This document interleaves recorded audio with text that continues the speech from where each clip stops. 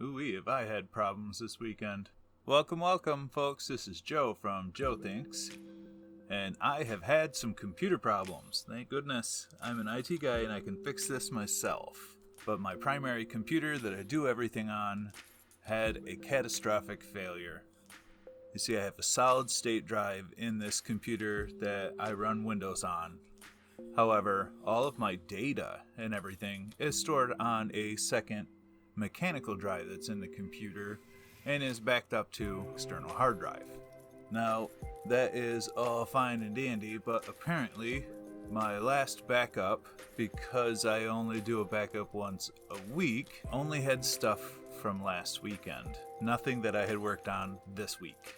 I had some stuff in there from Monday, because Monday night's actually the night that it does the backup. That way we can still use our network without a problem on the weekend. So I did have to do a data recovery to get some of my stuff from this last week back, and then run a handy dandy utility that's built within Windows. It's called Check Disk, to go through and repair the corruption, because some of them weren't opening correctly, and it's a trick that I've learned before. But me running Check Disk manually definitely fixed it, so I got my stuff back, yay. So, this video can even happen. So that's right, the secondary hard drive inside of my computer took a crap. That is like a person having a partial stroke. Like, part of them is working and part of them isn't. However, after recovery, it doesn't take the computer so long to heal. But obviously I did have to take the drive out, do data recovery on it, and then get the computer back up and running with what data I had. I also have a NAS that a lot of my stuff is automatically stored on, so that was nice. But it's still strange that it would happen on a Friday night, Saturday morning when I got up, and here it is Sunday night. Or maybe I should just be releasing these videos on Sunday nights. It's still new to me that I'm doing YouTube videos, so it's like an alternate reality. It's one of the things I could say that the political drama that is happening here in the United States is, I feel kind of like I'm stuck in an alternate reality sometimes when I watch politics. It's amazing how bizarre everyone has let things get. I mean, kind of makes me think of Skyrim, to be fair, which I kind of recently set down. I created an alternate reality. My Skyrim character was a female Nord, and my whole premise for the gameplay that I was playing through was that she was not the Dragonborn. She would do everything but join any of the major factions, do the Civil War, or be the Dragonborn. And I ran out of stuff to do. I started doing the Dawnguard stuff, which is the vampire or vampire hunter stuff, and it wasn't the bugs. It was just me.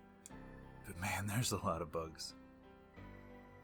So I'm back to playing RuneScape off and on again. I've played RuneScape off and on since its inception, and a little before. Maybe one day I'll tell you a story about that. Speaking of alternate realities, another interesting thing I became aware of is a Power Ranger villain named Lord Drakken, which is actually an alternate evil version of Tommy, the white or green ranger, from a world where he does go back to being evil and he helps the bad guys conquer the world. And he conquers his world, becomes aware that there are other worlds, and starts conquering those worlds, to the point where he ends up getting so incredibly powerful that he casts judgment on all of the megaverse, all of the multiverse, every single universe, and destroys them all, and recreates a single universe where he's like a superhero. But he still manifested a previous version of Tommy that manages to defeat him and recreate reality. So he not only destroyed reality, but his psyche or subconscious created the means for our original reality to come back into existence. It's just really interesting how the Hasbro worlds are all trying to collide in comics and stuff like that. Definitely worth a read.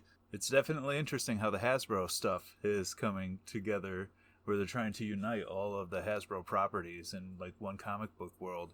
This is like the time of things coming together. I mean, the Avengers movies, and right now, the CW, the Crisis on Infinite Earths stuff, the huge crossover between all of the different superhero shows is happening, which is awesome. But it makes me think, where are they going to go from here?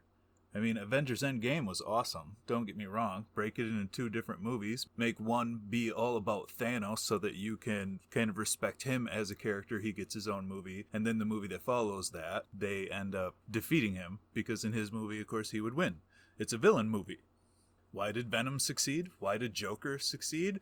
We want to see villains too, not just superheroes. Clearly. Give it to us. It's the end of an era and the beginning of another.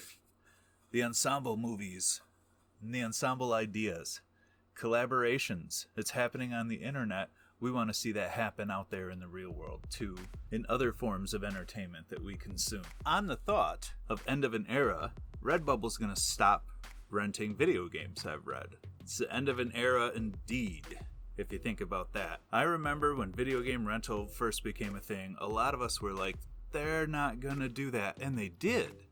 Like, wow, granted, I was a kid when that happened, but our local rental place rented out video games and the attendants had a really hard time explaining how they could even do it. But as soon as Blockbuster started doing it, then it became a normal everyday thing. Nobody really cared anymore. Well, as we all know, Blockbuster isn't exactly around anymore, and Redbubble has been the way you go if you just want to rent a game. I mean, think about it growing up. If you read about a game that you may or may not like, the term we as gamers used was give it a rent. You don't have to buy it. But with the end of the physical media age, it's just so much easier to download it. Power has returned to the developers for distribution 100%, including if you can rent it. I mean, we have demos and stuff still today, but those demos are distributed directly from the developers. Before, it would be that they would send them out, and the places, even if they said, you can't rent this, there were laws in place that said, well, they bought it, they have the right to do whatever they want with it because it's a physical thing. Well, now we aren't downloading physical things. So in that respect, the power has definitely returned to the developers, and we've seen the end of media consumption. We could rent things.